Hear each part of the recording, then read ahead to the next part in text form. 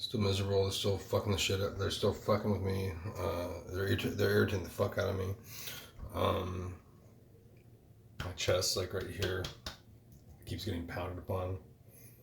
Um, I feel like a rapid pulse going through my hand, and it's hard for me to block. It's like a lot of the sensations are doing. It's like there's like a wide field or whatever because I can wave my hand around, and I don't know if they're tracking my hand when I do this, or if there's literally my whole like upper body's feeling it. I don't know why my lower body's not feeling it. I guess they have it beamed at the waist up, or whatever. Um, but and they're still saying they're saying this fucking asinine thing. I'm like, shut up. And they're like, you know, I won't show up. And I'm like, you will, and you'll regret not doing so sooner. And they're like, I know. I'm like, they say the dumbest things. They call themselves the dumbest people in the world, the most horrible people in the world. They lecture themselves through me, or as I'm listening to it, to their fucking fake ass conversations that they're having with each other, or one person having with themselves. But I know it's multiple people because this requires a whole fucking group of people to pull this shit off. To the degree that they do it. It's like I'm a fucking hobby by these fucking sketchy cops and sketchy sheriff officers in their off duty time. Oh, in their on duty time. Probably, since they don't normally have anything else to do. But crime's going up, but that's because of this shit. I guarantee you. I guarantee you it's because of that shit. I'm not wanting to be in the mood that I'm in right now. I'm not wanting to be like this. I internalize a lot anyway, or I just suffer or cry, whatever. But they have a million different modes with these crowd control devices. They can modulate it and change frequencies or do whatever, and they can do it at at so many different settings, and they can make you They can make you want to kill someone like that. I don't literally want to kill someone, except I want someone to take care of them when this is over. After we get all the information from them on all the other victims and whatever, they're going to get a punishment worse than death. And I really don't want to be part of that. I want to move on with my life. I just want this to stop. This is utter bullshit. And I can't believe that they've been doing this for they've been literally doing this with me for like 5 or 6 years, and with other people at least. And nonstop with me for about 2.5 years.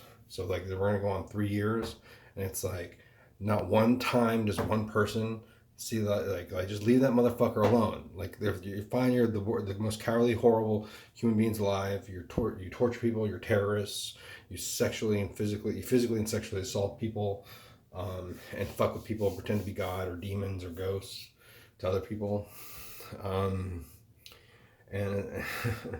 and it's like you're so fucking stupid. These people. These terrorists are so fucking stupid. It's like they pick a lose-lose scenario, and every time I say that to them, they're like, "No, we pick win-lose, where we win and you lose." And I'm like, who fucking partners with someone that picks a win-lose scenario that wants everyone else to lose but them? That will eventually turn into a lose-lose scenario. Because like long term, you cannot sustain. You cannot keep this a secret. And then like every time we would argue about this, they'd be like, yeah, but then we might get a few more years or decades to fuck with you and fuck with other people. And it's like, rather than saving the world or preventing this from ruining the world, because so many changes will come from this. And I know that it sounds like an exaggeration, but when this shit gets out, like there's going to be some major changes that are going to happen as a result of this, because this is some utter bullshit. And the fact that like people are doing this so long, crowding the jails with people already, they're doing that with people that don't deserve to be there, but by planting drugs on people, and by literally driving people insane and to murder and suicide, or to just such a suffering that and to ruin their lives, and to do what they're doing, to be terrorists on our home soil, on our homeland, with the people that are supposed to like protect us, is going to have such a visceral reaction that everything is going to change. And then like we're going to change so many things, but we're not going to do that if they keep suppressing that. And it's like, how can you not want to be a better person, or to just stop what you're doing? At least like stop what you're doing and lie low. It's like, and hope that you don't get caught and still be a coward, fine. But you're doing this over and over again. I'm like, I don't understand why they won't leave me the fuck alone. I can't believe like people would continue doing this to a degree. It's become like their hobby, their love. They love doing this, and they won't leave me alone. And they say the most horrible things that I won't repeat here.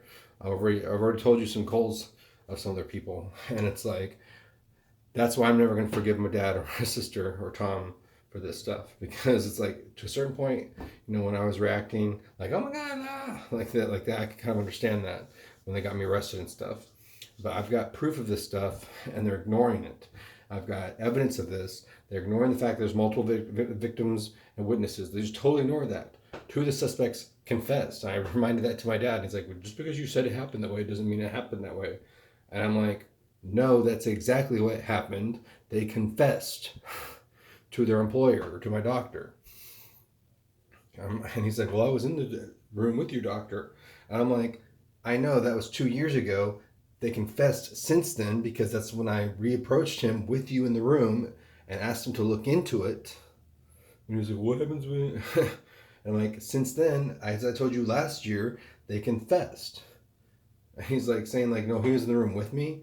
And like, that didn't happen. And I'm like, no, it happened exactly the way I said it happened.